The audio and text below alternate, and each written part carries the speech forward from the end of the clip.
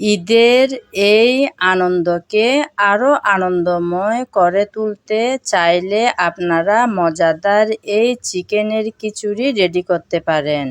ভীষণ মজার কিন্তু। এমনকি এখন তো সবার ঘরে ঘরে মেহমান আসলেও খুব অল্প সময়ে ঝটপট রেডি করে নেওয়া যায় এই মজাদার চিকেনের খিচুড়ি। তারাও প্রশংসা করতে বাধ্য হবেন যে এতটাই মজার এই খিচুড়ি রেসিপিটা। আজকের এই মজাদার খিচুড়ি রান্না করার জন্য আমি এই ব্র্যান্ডের খিচুড়ি মিক্সটা নিলাম। এটা দিয়ে বানালে ভীষণ ভালো লাগে খেতে, তাই প্রায় সময় আমি এটাই নিয়ে থাকি। তো এখানে নিয়েছি আমি 2 কাপ পরিমাণ। এখন চলে যাব রান্নায়। আজকের খিচুড়ি রান্না করব চিকেন দিয়ে, তাই আমি এখানে কিছুটা পরিমাণ চিকেন আগে থেকে কেটে ধুয়ে পরিষ্কার করে নিয়েছি। চলুন এবার রান্নায় চলে যাওয়া যাক।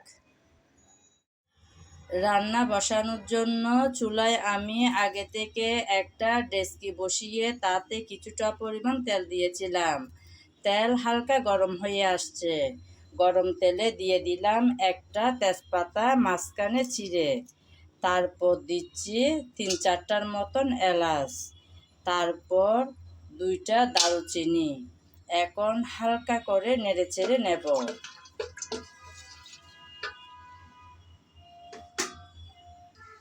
হালকা করে গরম মশলা নেড়েচেড়ে মিশিয়ে নেওয়ার পর দিয়ে দেব পেঁয়াজ কুচি।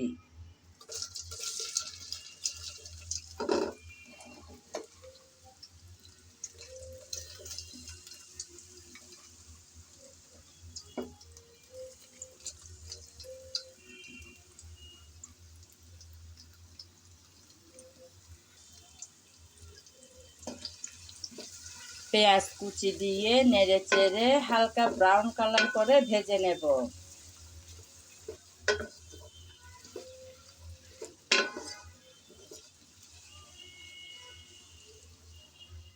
পেঁয়াজ কিছুক্ষণ নেড়েচেড়ে হালকা ব্রাউন কালার করে ভেজে নিলাম। আমি আর বেশি লাল করে ভাজবো না। এখন দিয়ে দেব আদা আর রসুন বাটা। আমি আদা আর রসুন একসাথেই বেটে রেখেছিলাম, ওখান থেকেই আমি আমার পরিমাণ মতন দিয়ে দিলাম।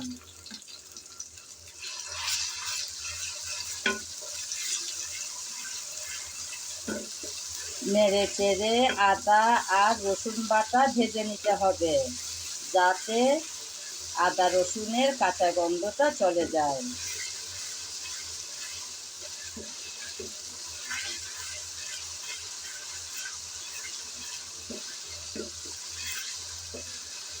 কিছুক্ষণ ভেজে নিলাম।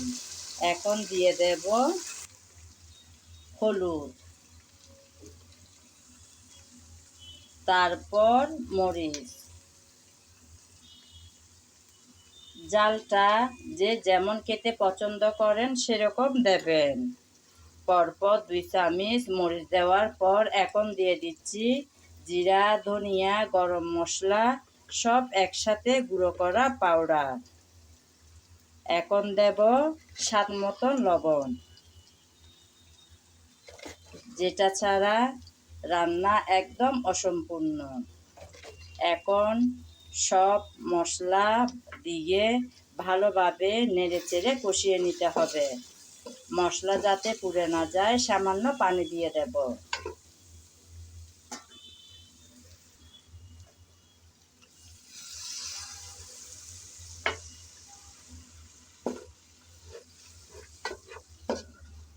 সামান্য পানি দিয়ে দিলাম।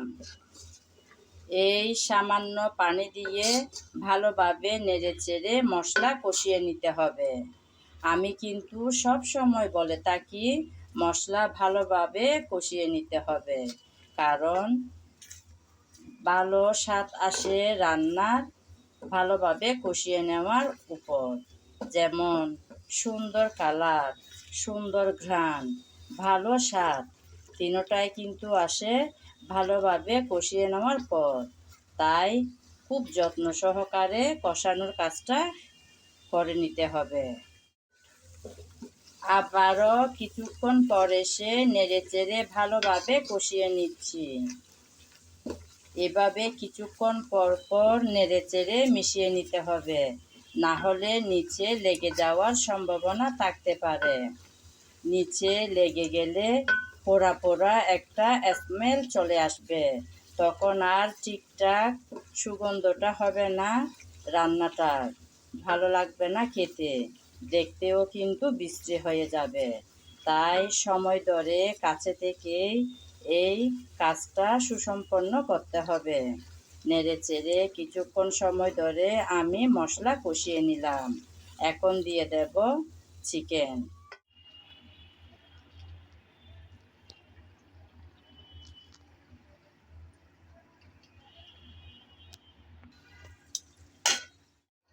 পরপর সবগুলো চিকেন দিয়ে দিলাম। এখন নেড়েচেড়ে ভালোভাবে কষিয়ে নিতে হবে। আমি তো চিকেন এভাবেই কেটে নিয়েছি, আপনারা চাইলে রেগুলার কাট কিংবা ছোটো বড় যে কোনো সাইজের করে নিতে পারেন। সামান্য নেড়েচেড়ে নিলাম। এখন দিয়ে দেব আমি 2টা বড় সাইজের টমেটো কেটে রেখেছিলাম ছোটো ছোটো টুকরা করে, সেই টমেটোটাও দিয়েছি। টমেটো দিয়ে ভালোভাবে আবারও নেড়েচেড়ে কষিয়ে নেব। চিকেন আর টমেটো দিয়ে ভালোভাবে কিছুক্ষণ নেড়েচেড়ে কষিয়ে নিয়েছি।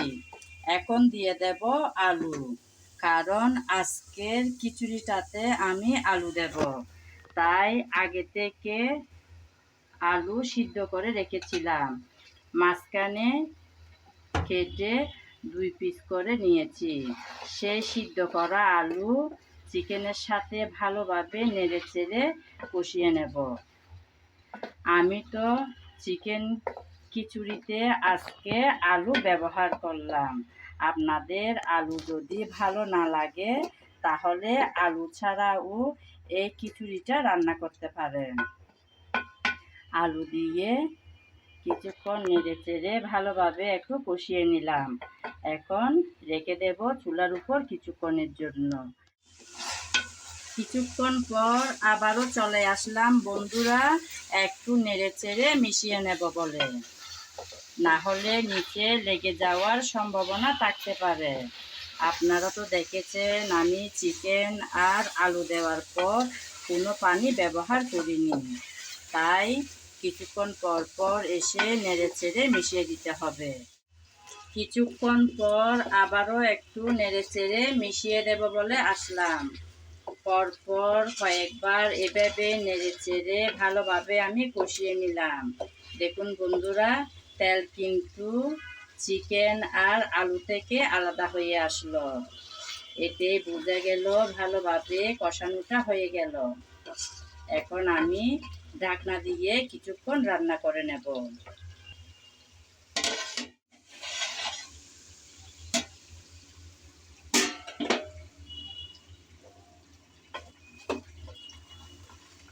ঢাকনা দিয়ে কিছুক্ষণ রান্না করে নিলাম।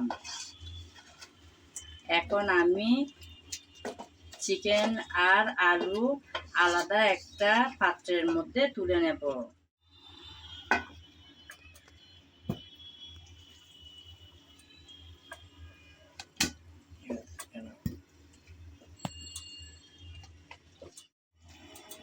একটা একটা করে সবগুলো চিকেন আর আলু তুলে নিয়েছি। এখন এই আলু আর চিকেন রান্না মশলার মধ্যে দিয়ে দেব চাল ডালের মিশ্রণটা।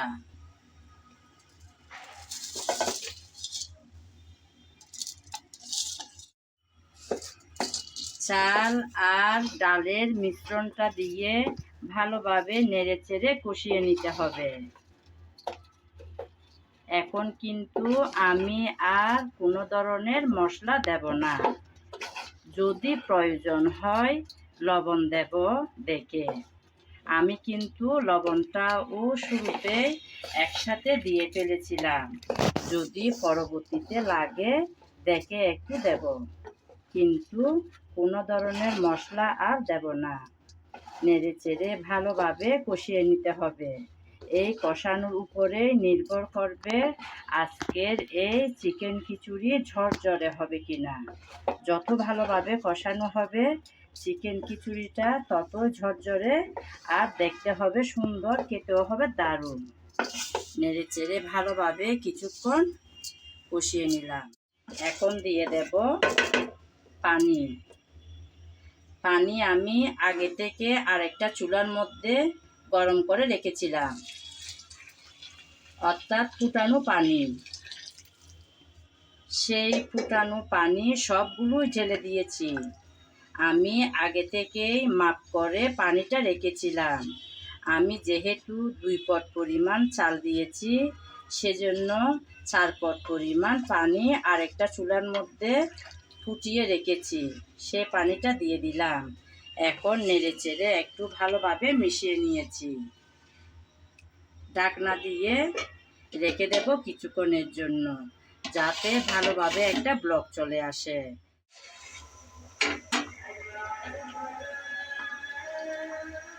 পানি আর ঢাকনা দিয়ে কিছুক্ষণ রান্না করে নিয়েছি।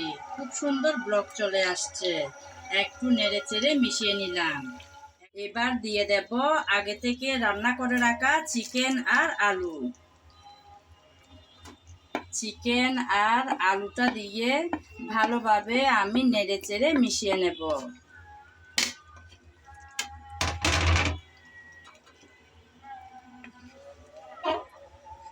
চিকেন আর আলুটা দেওয়ার পর আবারও একটু নেড়েচেড়ে মিশিয়ে নিলাম। এখন আবারও ঢাকনা দিয়ে বসিয়ে রাখবো কিছুক্ষণ।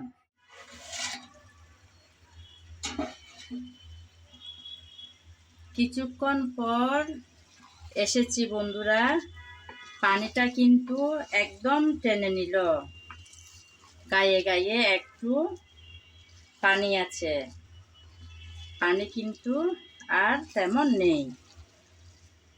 এই পর্যায়ে এসে আমি একটু নেড়েচেড়ে মিশিয়ে নিলাম। এখন দিয়ে দেব কয়েকটা কাঁচামরিচ, একটু করে ছিঁড়ে রেখেছি, উপরে দিয়ে দিলাম সুন্দর একটা ফ্লেভারের জন্য। আবারও ডেকে বসিয়ে রাখবো কিছুক্ষণের জন্য, যাতে ভালোভাবে চাল, ডাল, চিকেন আর আলু ভালোভাবে সিদ্ধ হয়ে আসে। বেশ কিছুক্ষণ পরে আসলাম বন্ধুরা।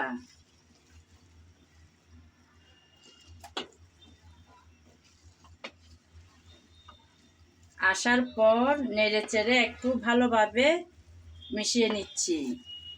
উপরের গুলো নিচে আর নিচের গুলো উপরে, সেভাবে মিশিয়ে নিচ্ছি। আমার আজকের খিচুড়ি কিন্তু প্রায় শেষের দিকে রান্নাটা। এই খিচুড়িটা যাতে আরও বেশি মজাদার হয়, সেজন্য আমি এখন উপরে কিছুটা পরিমাণ ঘি দিয়ে দেব। আপনারা চাইলে ঘিয়ের মধ্যেও এই রেসিপিটা করতে পারেন। আমি কিন্তু ঘিয়ের মধ্যে রান্না করিনি, সাদা তেলের মধ্যে রান্নাটা করেছি। এখন লাস্ট পর্যায়ে এসে কিছুটা পরিমাণ ঘি উপরে দিয়ে দিলাম, যাতে ঘিয়ের স্ট্রং ফ্লেভারটা এই খিচুড়ির মধ্যে থাকে। এখন আবারও কিছুক্ষণের জন্য ঢেকে বসিয়ে রাখবো চুলার উপর। রেডি আমার আজকের এই ঝরঝরে বোনা খিচুড়ি। চাইলে আপনারা এই ঈদের মধ্যে এই রেসিপিটা ট্রাই করতে পারেন। এই ঈদের মধ্যে নিশ্চয়ই অনেক মজার মজার চিকেন, বিফ, মাটনের রেসিপি করা হয়ে থাকে।